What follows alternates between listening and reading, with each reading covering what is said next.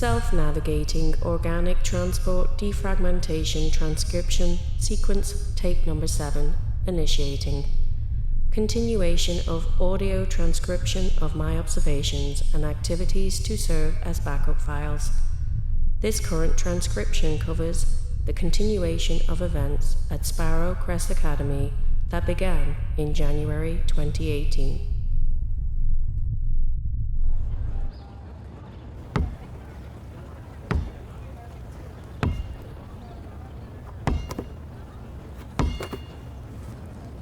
Hey Regina, I was hoping I'd catch you here.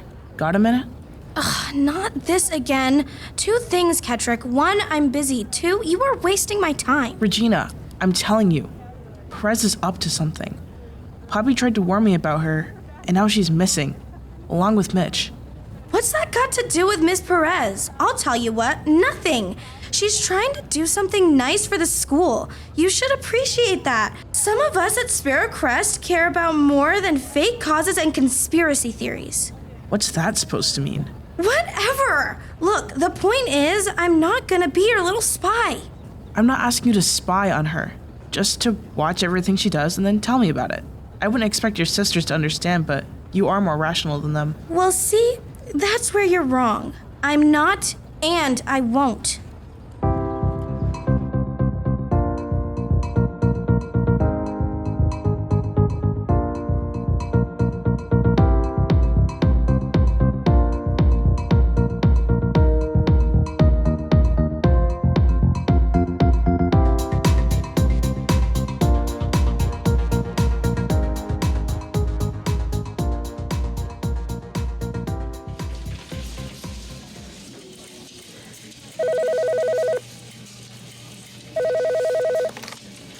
Good morning, school newspaper. How may I help you? Good morning, Hillary. It's Professor Barrel.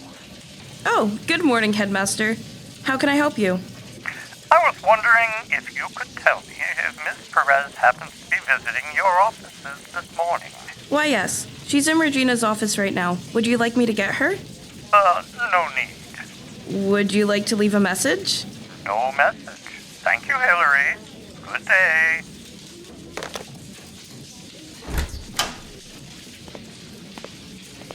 Thank you for coming in, Miss Perez. We'll feature your interview in this week's edition. It should be out on Friday. Thank you, Regina, for allowing me to share my view on the need for tower renovations with your loyal readers. Oh, I almost forgot. This is for you. I'm having a little dinner party tonight for a few select people. I'd love to have you there. Why, thank you. I'll do my best to make it. Oh, I do hope so. Both your sisters should be there. My little get-togethers are legendary. Some would even say they're to die for. See you soon.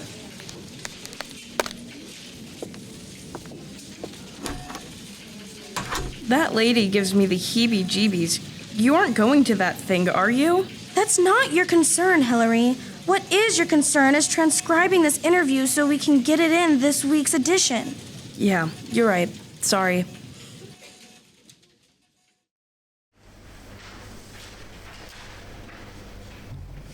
Kettrick, Yes, sir?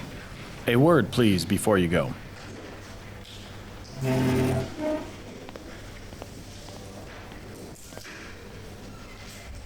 a little concerned about your grade. Your average has been slipping in my class, and I just graded your quiz from today. And let's just say, it's not your best effort. Have you been seeing Victoria for tutoring, as I suggested? Yes, Professor, I have. I couldn't really concentrate during the quiz today. I have a situation that I'm dealing with at the moment. Understood. You want to try and complete some of the extra credit assignments and push hard on your midterm exam. I'd hate to have you miss basketball games due to your grades. I'd never hear the end of it from Coach Watkins, but it would be out of my hands at that point. I understand. Good. I'm glad we're on the same page. On another note, have you seen our new student, Mitch, today? He just started in our class yesterday. I'm surprised he's absent already. I haven't seen him since yesterday, but trust me, I really hope he's back soon.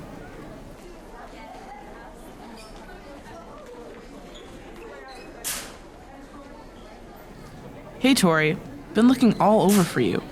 When's a good time to meet for tutoring? I bombed my quiz today. I really need to get my stuff together in that class before the midterm. Sorry, Kettrick. I'm not allowed to tutor you anymore. At least, not anytime soon. What? Why? Miss Lovelace says that tutoring you is hindering my personal growth, and that by not tutoring you, I'll be helping you and myself. I have to admit, I don't really see the logic, but she's the counselor. I'm sure she knows what's best. Really? What kind of counselor is against helping people? Her. That's who. I'm gonna go talk to her. Good luck.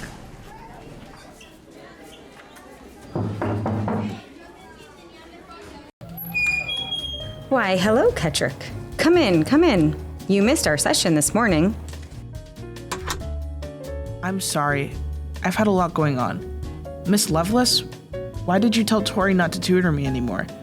I really need her help with world history. No, Kettrick. You only think that you need her help. That's actually the title of my new book. You only think you need help. A journey into self-empowerment. No.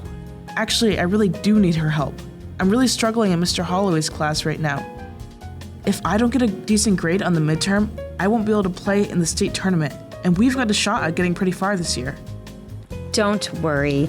I have faith in you, Kettrick. And when you figure this out on your own, as I'm sure you will, it will make a fabulous case study for my book. Did I mention I was writing a book? I'll make sure to get you a copy when it comes out. In the meantime, here's a copy of my last book, How to Let It All Fall Apart in 5 Easy Steps. I trust it will help you help yourself in your current situation. Here, I've signed it for you so you can remember me when you pull yourself up from the bottom. I hate to cut this short, but I have another appointment soon.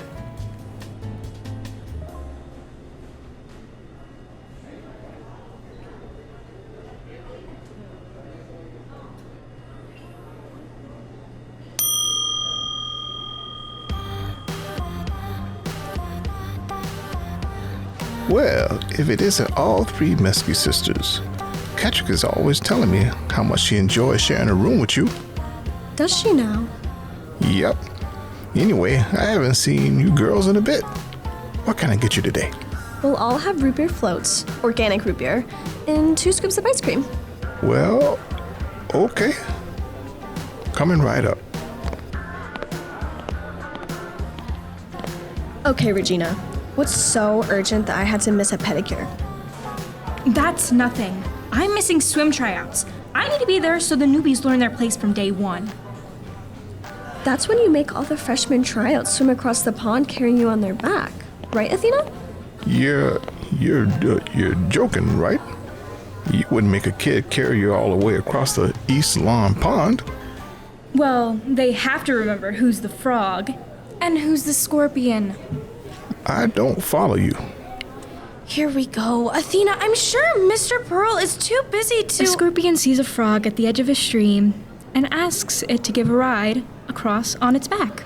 The frog says, "No way. Once we're out, you'll sting me and I'll drown." The scorpion says, "Silly frog, why would I do that? If I sting you, we'll both drown." The frog says, "You're right. Okay, hop on." Halfway across, the scorpion stings the frog, and they both start to drown. The frog says, "Why'd you sting me? Now we're both going to drown." The scorpion says, "I couldn't help it. It's my nature." Guess I should be glad Kettrick took up basketball instead of swimming. Indeed. Well, anyway, enjoy your floats.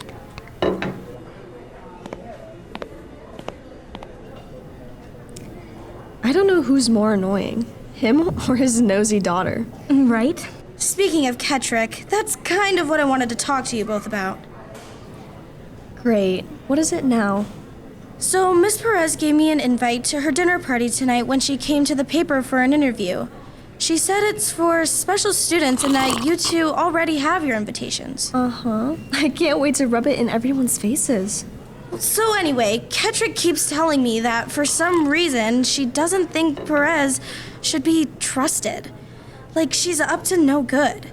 I have to admit that when I met her today, she kind of gave me the creeps. Regina, why do you even bother listening to her? Athena and I room with her, and we pride ourselves in ignoring her. You've got to smarten up, Regina. The only two people you can really trust are the two of us. I really don't care if we can trust Perez or not. All I care about is the fact that being part of her special little group will look great on my college applications.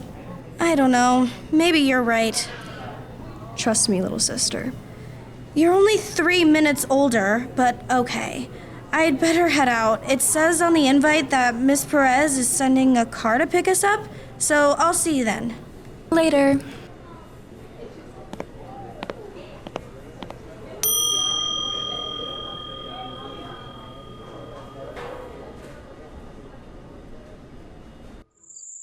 Finally. Here comes the car. At least she sent a limousine.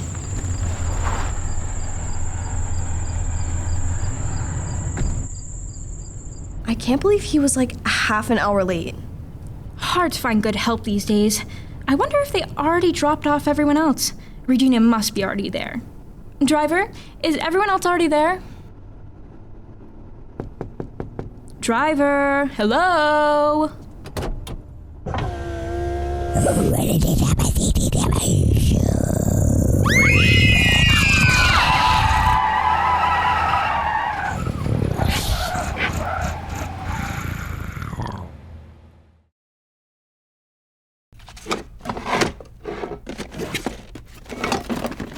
What are you doing in here? Why are you going through my things? Where's Athena and Selena? What have you done to me? How come I can't sit up? Now. So many questions, my sweet girl. Where are your manners? No greeting, no, hello, Miss Perez, how are you? You're not really Miss Perez. You're just pretending to be her. I know who you really are. Ah, impressive. But knowing a thing and doing something about it are two entirely different things. Now, as for your questions. 1, I'm here because you have, or should I say, had something that I need. 2, let's just say that your roommates have a date with destiny. They are most fortunate indeed. Very soon they will literally have a life-changing experience. And 3, you can't move because of that little candle that I've placed on your nightstand. It's enchanted you see. Just a minor thing, and temporary, but while it burns, it keeps you immobile. I didn't need you interrupting me while I looked for this. The stone, that's mine. Put it back. Finders keepers, sweet girl.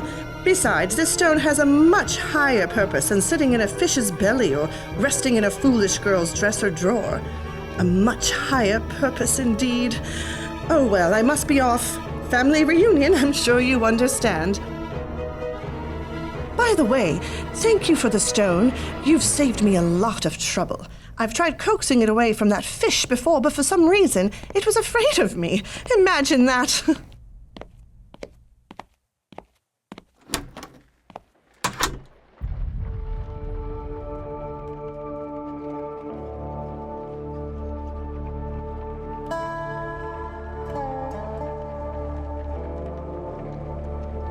I don't understand. Mitch, I was so sure this was the right stone. Deb said Hoodoo had already stolen it from Marco. His bag has to be filled with things that they stole today, not with things that they already had. But now, what do we do? I think we have to go find Hoodoo Brown. Where are we supposed to even start looking? I'm sorry. I didn't mean to. I didn't hear anything, I promise. It's fine, Phoebe, really. Did you say you needed to find Hoodoo Brown? Yes. The outlaw, that Hoodoo Brown? Yeah, do you know where he is? I don't know, but I don't think he's someone you want to wrestle with. I should go now. Phoebe, wait! Yes? You're still going to show us around town tomorrow, right? Mitch, I'm sure she has other things to do. I don't know. Maybe Poppy's right. Look, we're gonna be here for at least a couple days until Poppy's parents get here. I'd really like to see the town. Okay, Phoebe? All right, 10 a.m. I'll meet you downstairs.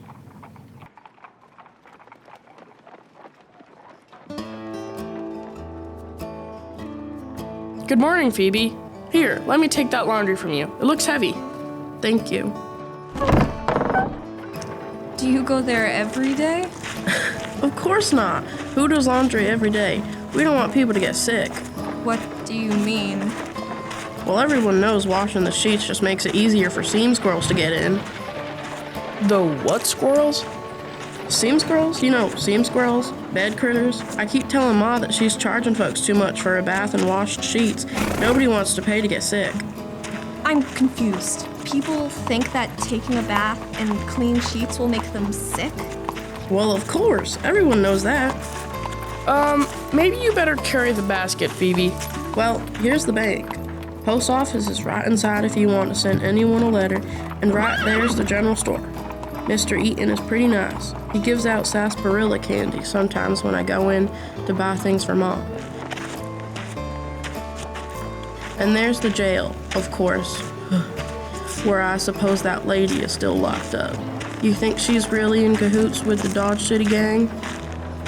I don't know. Did they come into town often? They pretty much own this town, Mitch. Love to see them run out, but the sheriffs don't do much. On account he's related to one of them and all. I still don't know why you all want to find them. It's a long story. He stole something we need back. I suppose everybody be wanting what he stole from them. I just don't understand why you two would want to do anything about it when the adults around here are too scared to. We have our reasons. We don't expect you to get involved, Phoebe. We really don't. In fact, I think it'd be better if you didn't. We can figure things out for ourselves. But will you promise not to tell your ma that we've been asking about the gang? I promise. I think we should head back to the house now. See you later? All right. Just be careful. Howdy. She's really nice. I feel bad too, Mitch, but I honestly don't want her to get involved. What happens when we leave here and she's still here with the gang? I don't know. Should we check out the jail and see if that woman is still locked up? Wait, stop. Look over there next to the bank. Is that one of the gang? Sure looks like it. Do you think he's about to rob it? By himself? I doubt it. He looks like he's up to something. Let's go. I really don't want him to see us. Too late.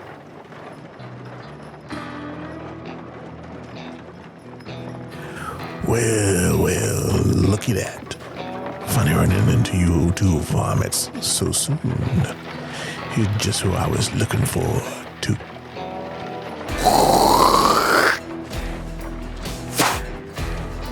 Look, mister, we don't want any trouble. Trouble? Now, Dirty Dave didn't say nothing about no trouble. I just want to talk.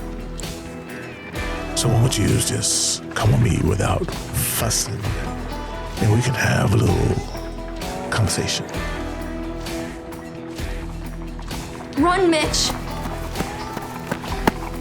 Oh, come on now. I said I didn't want no fussing.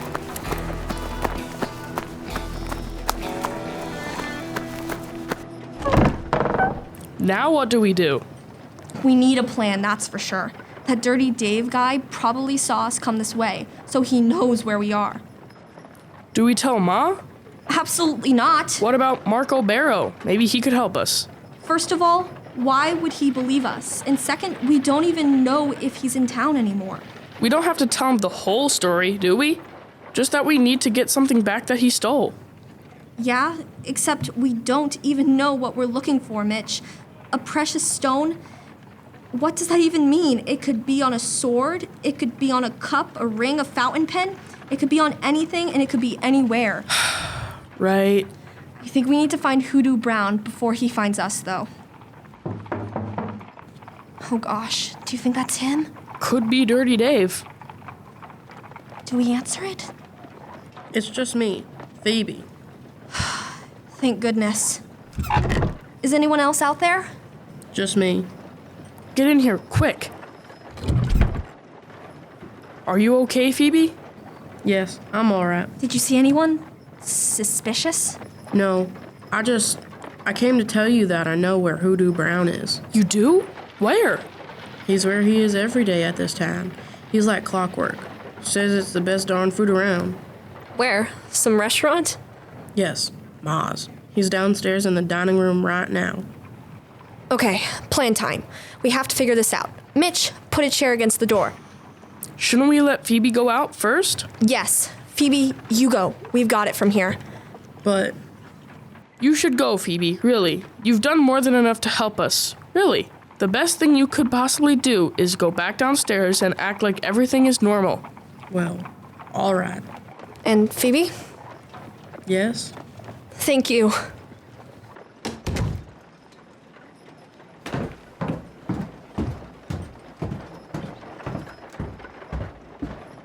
So I says, what sort of chicken liver you think I am? My, that's a good one, Mr. Brown. Call me Hoodoo, ma'am. No reason to be so formal. How long I been coming here? Right on 4 or 5 months, I reckon. 'Cause you bake the best steak pies in all the land, ma'am. What you youngins want? Can't you see a man's trying to eat his dinner? I'm sorry. I believe I may have dropped my handkerchief under this table earlier. Do you mind if I look? Do I mind if you interrupt my meal to look for some frippery? Well, yes, I mind. I mind very much. You come back later when I'm good and done. That handkerchief means an awful lot to my cousin, sir. It will only take a second. I don't care if it takes less time than a flea scratching an itch. I told you kids to wait, and you're gonna wait. Why don't you go back upstairs, children, and I'll look for it after Mr. Brown is done. Wait a second. Don't I know you? Yeah, I do.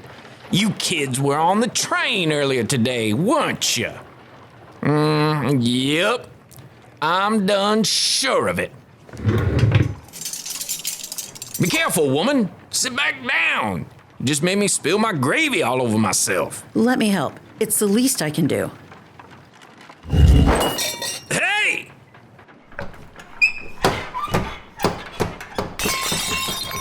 Oops. Sorry, Mom. I didn't mean to be so clumsy.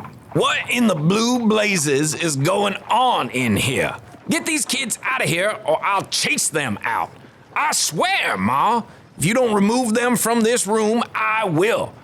And get your good-for-nothing daughter out of here, too. What did you say? I said get her good-for-nothing daughter out of here. Don't talk about Phoebe like that. Mitch, shh. It's fine. Mitch, really. No, it's not fine. I don't care who you are, mister, but you don't need to insult Phoebe like that. I think I'll go get the sheriff. You might want to think about that, kid. Might not be the best idea you ever had. I'm warning you. Or what? You'll come after a bunch of kids? Mitch, seriously, stop talking. Mr. Brown, I'm sorry. My cousin doesn't know what he's saying. Your cousin just made the worst mistake of his life.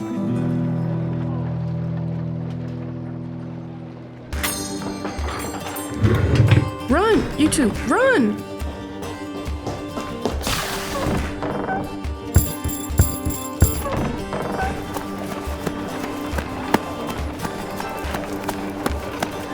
Poppi, this way, in the stables.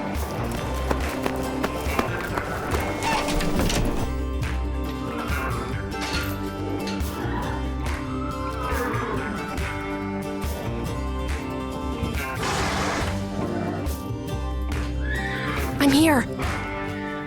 Do you think we lost him? I don't know. What were you thinking? Why would you even say that to a real-life outlaw?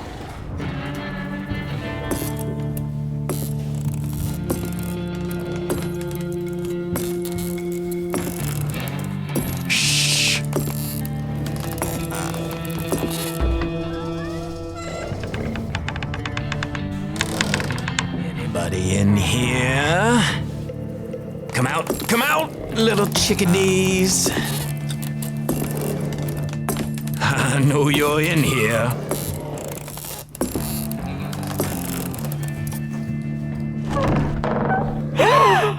Gotcha!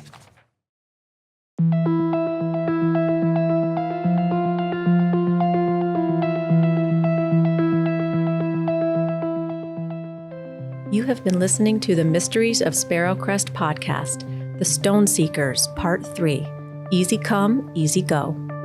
featuring Jocelyn Bissett, Melina Mitchell, Destiny Brissett, Tristan Schult, Stephanie Petro, John Mitchell, Sarah Schult, Ryan Breen, Elizabeth Dubé, Lorelei Rivera, Nicholas Damiani, Megan Matthews, Lydia Peckrell, Alexa Markowitz, Araya Pierre-Louise, Lily Reed, Keith Schult, and Susan Edwards. Mysteries of Sparrowcrest is produced in conjunction with the Peru Central School District and the Peru After School Career Exploration Program.